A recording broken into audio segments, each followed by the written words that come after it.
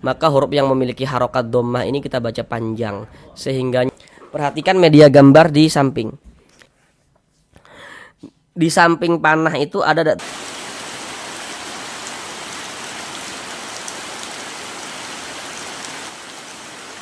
Assalamualaikum warahmatullahi wabarakatuh. Jika Bapak dan Ibu ya saudara semuanya memiliki permasalahan belum lancar dalam membaca Al-Quran, kemudian belum memahami ilmu tajwid Al-Quran, sehingganya ketika membaca Al-Quran tidak percaya diri, mari belajar mengaji Al-Quran di channel ini.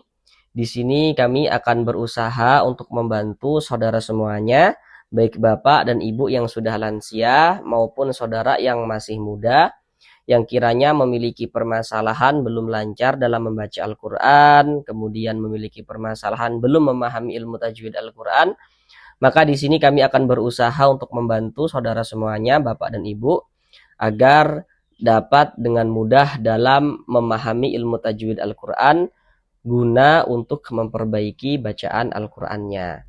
Dengan penjelasan tajwid yang kami jelaskan dengan pelan-pelan, ditambah media gambar dalam penjelasannya, semoga dapat memudahkan saudara semuanya, Bapak dan Ibu, dalam memahami ilmu tajwid Al-Quran untuk memperbaiki bacaan Al-Qurannya. Kemudian nantinya juga dalam membaca Al-Qurannya itu kami baca dengan pelan-pelan supaya dapat diikuti oleh Bapak dan Ibu semuanya ya, supaya dapat diikuti untuk melatih, untuk menterapi bacaan Al-Qurannya agar bisa segera lancar di dalam membaca Al-Qurannya. Baiklah, tanpa perlu berlama-lama, mari langsung kita mulai belajar mengaji Al-Qurannya. Marilah bersama-sama kita lanjutkan kembali belajar mengaji Al-Quran kita dengan penjelasan ilmu tajwidnya yang akan kami jelaskan dengan pelan-pelan untuk memperbaiki bacaan Al-Quran daripada saudara semuanya, Bapak dan Ibu, agar yang belum lancar bisa segera lancar, agar yang belum memahami ilmu tajwid bisa segera memahami ilmu tajwid Al-Quran dengan mudah. Sekarang kita masuk pada surah Al-Waqi'ah ayat yang ke-47. Mari kita baca bersama-sama dengan pelan-pelan. Silahkan diikuti ya, untuk melatih, untuk menterapi bacaan Al-Quran daripada Bapak dan Ibu semuanya ya. Bagi yang belum lancar agar bisa segera lancar. Baru setelah itu sama-sama kita pelajari tajwidnya dengan pelan-pelan. Bismillahirrahmanirrahim. Wa kanu yaquluna aidza mitna wa kunna turaban wa 'idhaman a inna lamab'utsun.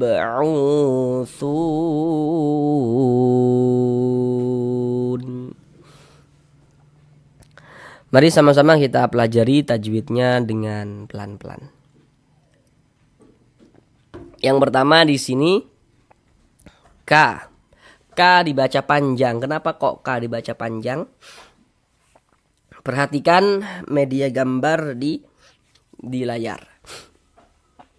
Di situ ada bacaannya rumus mad asli atau mad tabi'i. Jadi huruf mad itu ada 3. Yang nomor 1, rumus 1 yang warna hitam, huruf ya sukun sebelumnya harokat kasrah. Jadi kalau ada huruf ya sukun sebelumnya harokat kasrah, maka huruf yang memiliki harokat kasrahnya kita baca panjang 2 harokat. Mad tabi'i maksudnya itu kita baca panjang seperti itu. Rumus 2 yang warna hitam, huruf waw sukun sebelumnya harokat dhammah. Jadi kalau ada huruf waw sukun sebelumnya harokat dhammah, maka huruf yang memiliki harokat dhammah kita baca panjang. Rumus 3 warna hitam, huruf alif sebelumnya harokat fathah. Jadi kalau ada alif sebelumnya ada harokat fathah, maka huruf yang memiliki harokat fathah dibaca panjang. Seperti itu. Kemudian nantinya di dalam Al-Quran, huruf-huruf mad itu juga bisa ditulis dalam bentuk seperti yang warna hijau untuk menunjukkan tanda panjang. Jadi yang warna-warna hijau itu pada dasarnya adalah yang warna hitam, seperti itu. Sedangkan K dibaca panjang, penjelasannya itu terletak di rumus 3 yang warna hitam. Rumus 3 warna hitam, perhatikan ya. Di situ dapat kita lihat pada media gambar di layar. Di situ ada alif, sebelum alif ada harokat fathah, baris satu miring harokat fathah, di bawahnya ada titik-titik kan.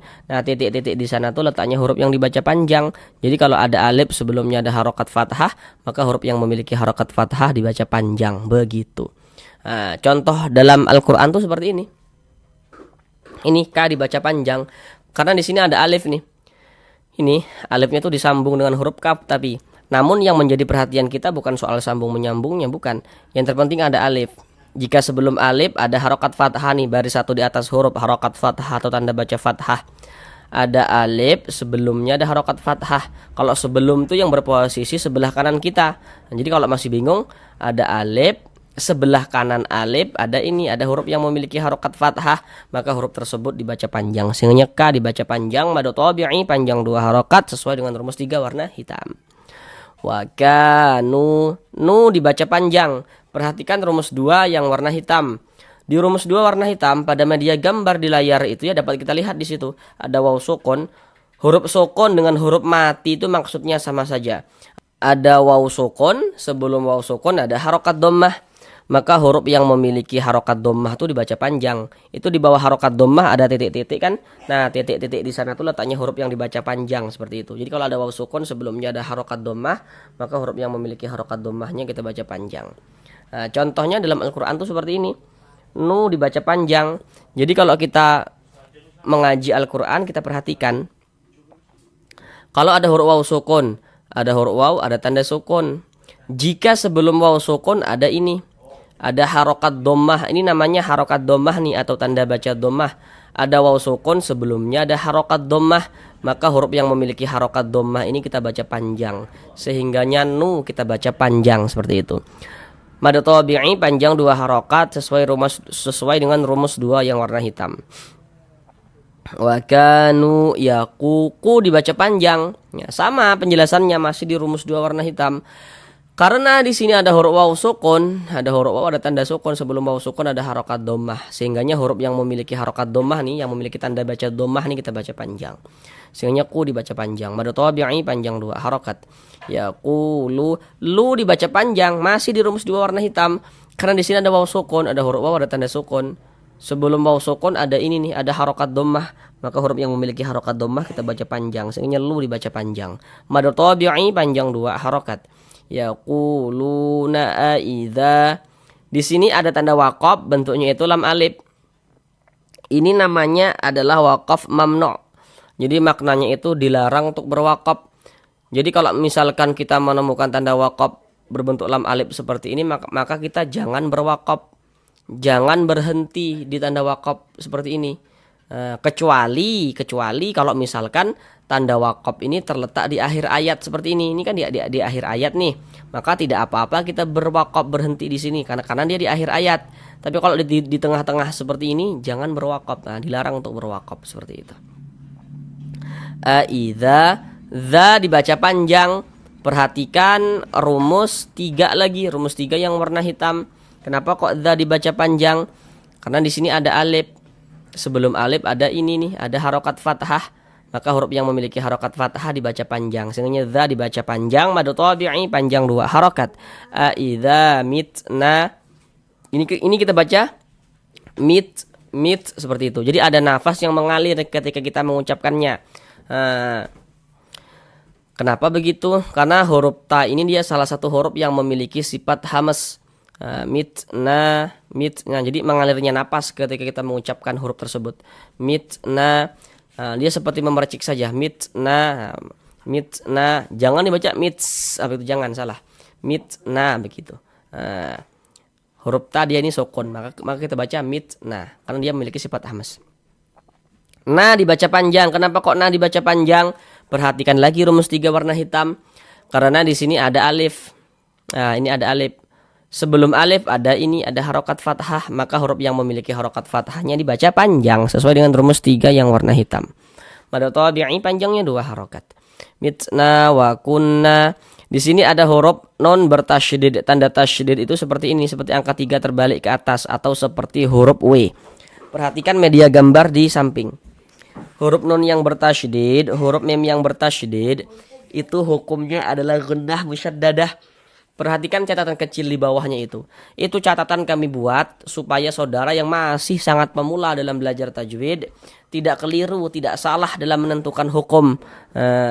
Karena nanti kalau hanya kami katakan setiap huruf nun yang bertasydid, setiap huruf mim yang bertasydid hukumnya gunnah musyaddadah.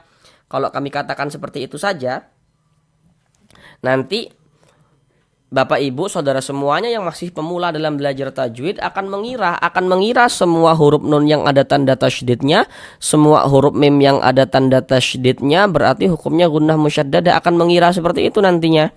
Makanya supaya tidak keliru kami buat catatan kecil di bawahnya itu. Nah, jadi kalau ada huruf nun bertasydid ya, ini nun bertasydid nih kita perhatikan. Jika sebelum huruf nun bertasydid, kalau sebelum tadi kan berarti yang berposisi sebelah kanan. Nah, jika sebelum nun bertasydid di sininya nih tidak ada nun sukun, tidak ada tanwin ya, tidak ada juga mim sukun misalnya. Nah, ini kan nggak ada kan di sini nun sukun, nggak ada juga kan di sini tanwin ya. Nah, atau kalau mim bertasydid tuh ketambahan juga di sini nggak ada mim sukun, maka berarti nun atau mim yang bertasydidnya itu hukumnya gunnah musyaddadah. Karena nanti ada huruf nun, ada tanda tasydidnya, ada huruf mim, ada tanda tasydidnya. Tapi hukumnya bukan gunnah musyaddadah. Kalau misalkan sebelum huruf nun atau mim bertasydidnya itu kemasukan nun sukun misalnya, atau kemasukan tanwin misalnya seperti itu. Maka supaya tidak keliru kami buat catatan kecil di bawahnya itu. Ini nun bertasydid nih. Hukumnya gunnah musyaddadah. Karena di sininya nih nggak ada nun sukunnya di sini. Nggak ada nun sukun kan? Nggak ada juga tanwin kan di sini. Maka berarti ini nun bertasydidnya gunnah musyaddadah. Tapi cuma nanti kalau ada orang bertanya apa hukumnya nun bertasydid, mim bertasydid, jawab saja hukumnya gunnah musyaddadah. Catatan kecil di bawah itu tidak perlu dijelaskan karena itu hanya tambahan yang kami buat supaya Bapak dan Ibu tidak sampai keliru, tidak sampai salah dalam menentukan hukum seperti itu. Karena dia gunnah maka kita gunnahkan. Jadi di bagian kunnya itu suaranya itu kita tahan, kita panjangkan sejenak sepanjang 2 harokat. Wa kunna seperti itu. Nah, dibaca panjang. Untuk di sini media gambar tidak kami tampilkan lagi supaya kita bisa langsung latihan tanpa bantuan media gambar. Kalau pada media gambar tadi itu letaknya di rumus 3 warna hitam itu. Karena di sini ada alif nih. Sebelum alif ada harokat fathah. Maka huruf yang memiliki harokat fathahnya dibaca panjang. Sininya na dibaca panjang. Wa kunnya kita panjangkan 2 harokat, kita gunakan na kita panjangkan 2 harokat mad tabi'i. Wa kunna turo. Huruf ro kalau dia memiliki harokat fathah atau harokat dhammah. Cuman di sini yang kita temui harokat fathah nih ya, baris 1 di atas huruf harokat fathah. Maka huruf ro dibaca tebal, dibaca tabkhim. Sehingga pangkal lidah kita naik terangkat ke atas ketika kita mengucapkannya. Tebalkan huruf ro-nya. Turo. Kemudian di sini ada tanwin, setelahnya huruf waw. Perhatikan media gambar di samping. Di samping panah itu ada tuh di situ bacaannya. Nun sukun garis miring tanwin. Nah, dapat kita lihat ya di situ tanwin atau tanda baca tanwin atau harokat tanwin bentuknya ada 3 kan situ. Baris 2 di atas huruf, baris 2 di bawah huruf ya.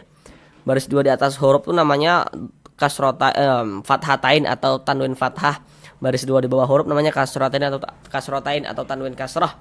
Dan yang satunya itu namanya dhammatain atau tanwin dhammah. Jadi kalau kita mengaji Al-Quran, setiap bertemu dengan huruf nun sukun atau setiap bertemu tanwin, maka di situ akan terjadi hukum tajwid. Jadi di mana ada nun sukun atau di mana ada tanwin, maka di situ terjadi hukum tajwid seperti itu. Untuk menentukan hukum tajwidnya itu kita perhatikan huruf setelahnya. Jadi setelah nun sukun atau setelah tanwin itu ada huruf apa begitu. Ketahui hurufnya maka kita bisa menentukan hukum tajwidnya. Contoh nih, tanwin setelahnya huruf waw.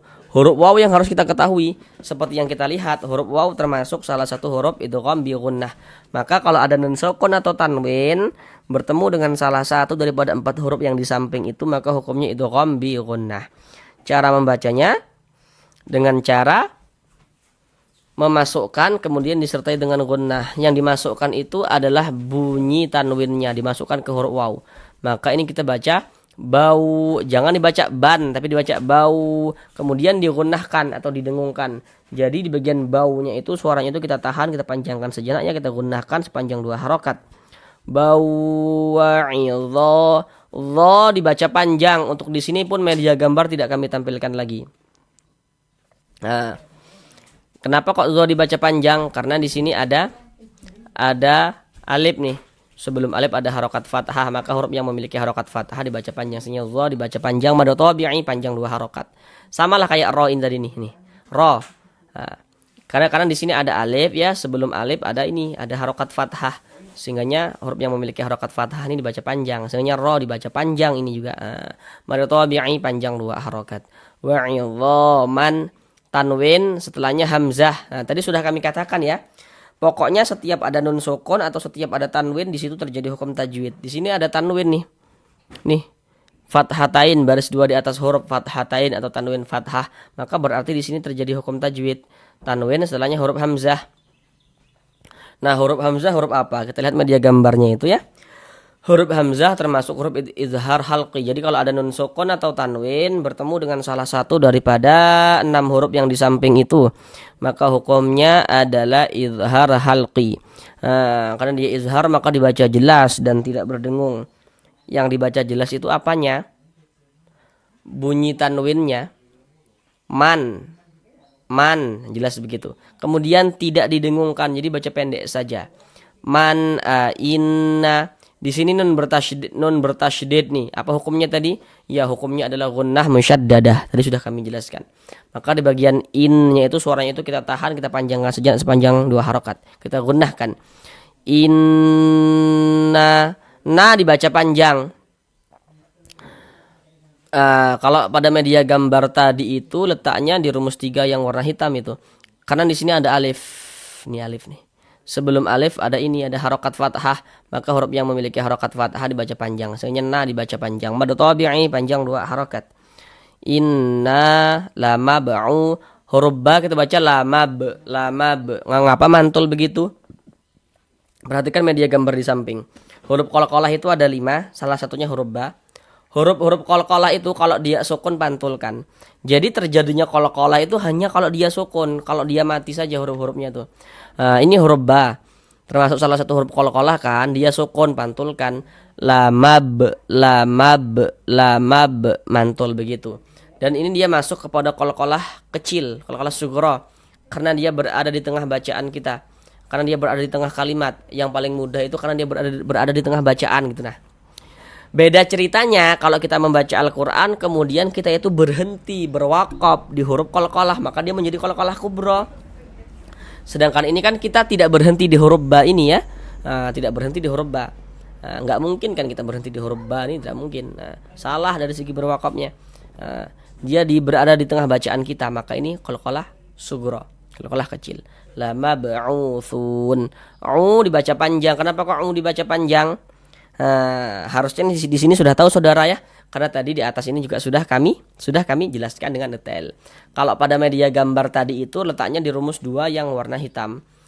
Karena di sini ada huruf waw sukun, sebelum waw sukun ada harokat dhammah nih, maka huruf yang memiliki harokat dhammah dibaca panjang, sehingga dibaca panjang, mad tabi'i panjang 2 harokat.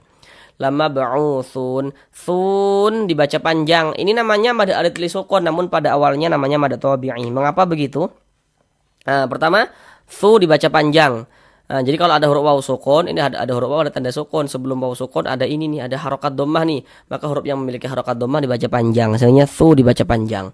Kalau pada media gambar tadi itu sesuai dengan rumus 2 warna hitam. Thu dibaca panjang. Sama lah kayak ini dibaca panjang juga kan, karena ada waw sukun sebelumnya harokat dhammah. Thu dibaca panjang karena ada waw sukun sebelumnya harokat dhammah. Kemudian mad tabi'i, thu mad tabi'i. Kemudian mad tabi'inya bertemu dengan huruf yang kita sukunkan. Di sini hurufnya adalah huruf nun yang kita sukunkan. Maka mad tabi'i bertemu dengan huruf yang kita sukunkan atau yang kita matikan berubah menjadi mad arid li sukun. Panjangnya mad arid li sukun boleh 2 harokat, boleh 4 harokat, boleh juga 6 harokat. Yang terpenting konsisten dalam sekali bacaan, seperti itu. Huruf yang kita sukunkan mana? Huruf nun. Ini kalau kita berhenti di huruf nun kita baca sun. Jangan dibaca suna, jangan. Mengapa begitu? Karena kalau kita berwakaf, kalau kita berhenti di huruf yang tidak dibaca panjang, maka hurufnya itu kita matikan. Ini kita membaca Al-Quran, berhenti kita di huruf nun. Di sini huruf nun tidak dibaca panjang. Tadi apa kami katakan? Kalau berwakaf di huruf yang tidak dibaca panjang, hurufnya kita matikan, seperti itu. Sehingga ini kita baca sun, seperti itu. Kemudian di sini ada tanda wakaf. Bentuknya itu lam alif. Nah, ini namanya adalah wakaf mamnu. Nah, tadi sudah kami jelaskan ya. Maknanya itu dilarang untuk berwakaf. Tapi kalau wakaf mamnu itu terletak di akhir suatu ayat ya, maka tidak apa-apa. Ini tadi di tengah-tengah, jangan berwakaf di sini. Tapi kalau di akhir ayat seperti ini maka tidak apa-apa kita berwakaf, kita berhenti di sini seperti itu. Sekarang mari kita ulang bersama-sama sekali lagi dari awal. Wa kanu yaquluna a idza mitna wa kunna turaban wa 'idhaman a inna lamab'utsun.